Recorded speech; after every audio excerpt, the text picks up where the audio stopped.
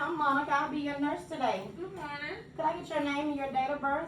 It's LaShawn Napier, 102878. All right. Verify her name and date of birth with her armband. We verified the order. I wash my hands for 15 to 20 seconds. Miss LaShawn, you look like you have a mess in here, honey. Yeah, nobody came in to clean my room. Oh, wow. Wow, we're going to see about getting this stuff up here, okay? All right. We're going to do also her vital signs, which have been completed. LaShawn was able to let me check her vitals, her blood pressure, and everything was within her range. Also today, I would like to do check your lungs. Listen to your lungs, okay? Okay. Are you in any pain right now? Yes, I'm having some pain in my lower back. Your lower back? Yes. Were you doing anything to cause this pain, or I may have lifted a box wrong.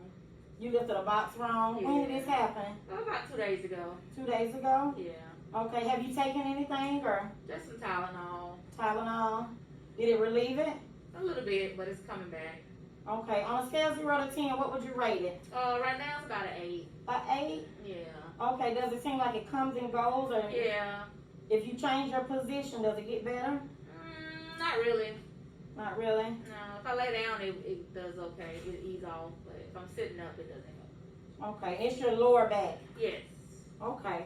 All right. So if that doesn't work, we will try to do alternatives that are not as invasive first, like repositioning. You might want to try some heat or cold to apply. There's also a TENS unit that you can try. They sell them over the counter. Okay. It helps with the nerves in your lower back as well. Okay? Okay.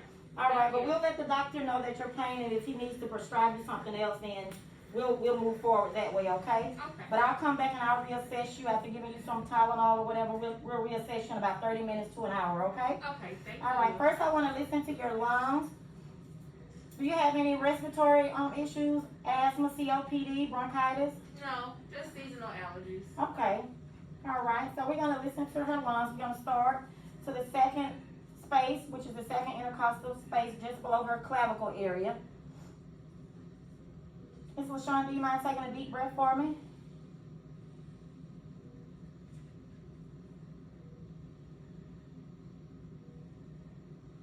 And we'll move over just on the other side of her sternum.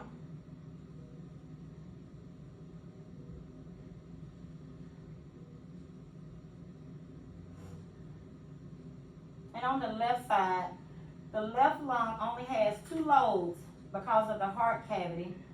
And we'll move over to the right middle lobe. Then we go to the right lower lobe. You might have to get the patient, if they're a little heavy set here, you have to get the patients to lift. No problem. And we'll go to the left lower. And we'll also listen laterally on the side, on both sides. And we'll do the same procedure on the back. You'll do the same way posterior.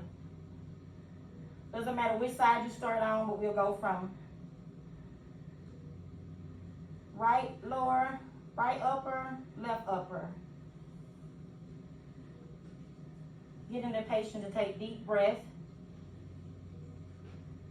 And while I'm up in the thoracic area, I also want to listen to her heart. Lung sounds good. And we're going to start second, intercostal. And when we listen to the heart, this here's the aortic. This is the aortic. And we'll move over to the other side of the sternum, which is the pulmonic. Just below the pulmonic, you have the Erb's point, which is in the third intercostal space. The fourth, which is the tricuspid. And then the fifth is the mitral pulse, which is the apex of the heart. Are you on any type of blood pressure medicines or anything? Yes. Okay. All right. Look like you have a little swelling in your limbs. We're going to check for your capillary refills. Look like your circulation is pretty good. It's blanching real good. Are you on any water pills? No. Okay. Your arm looks like it's a little swollen. pulse. You check both arms the same way. Also, I will check her JVD. If you're able to turn your head that way, we're going to check for her jugular vein to see for any distension. Alrighty, you'll do both sides the same way. You're fine. Also, we're going to check for your pulse. Could you mind, can I take one of these shoes off, please? That's hurt my back again. That hurt? Okay.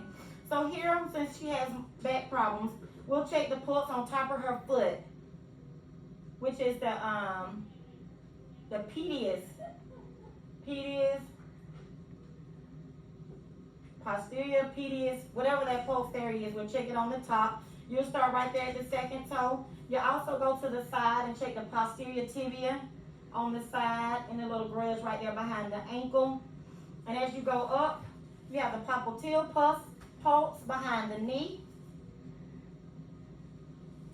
We also have the femoral in the groin area. There's a pulse there, as well as the brachial, and there's also one axillary underneath the arm.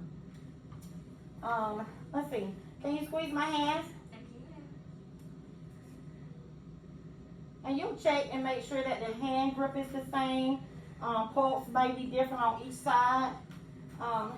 Also, while my patient is sitting upright, her room, we got to make sure safety. Her bed table is not in her reach with her call light. There's your cell phone. And we're going to get up all this clutter as well. Hey, going in a room that's dirty and junky, have your patient at risk for falls. All right, Ms. LaShawn, I'm going to let Dr. Leon know about your pain, your lower back pain, and we'll check to see if you have any relief from that Tylenol.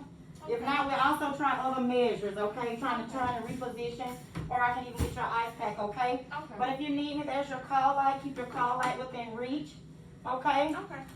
And patient is clear of clutter. Call me if you need me, okay? All right, thank you so much. Thank you.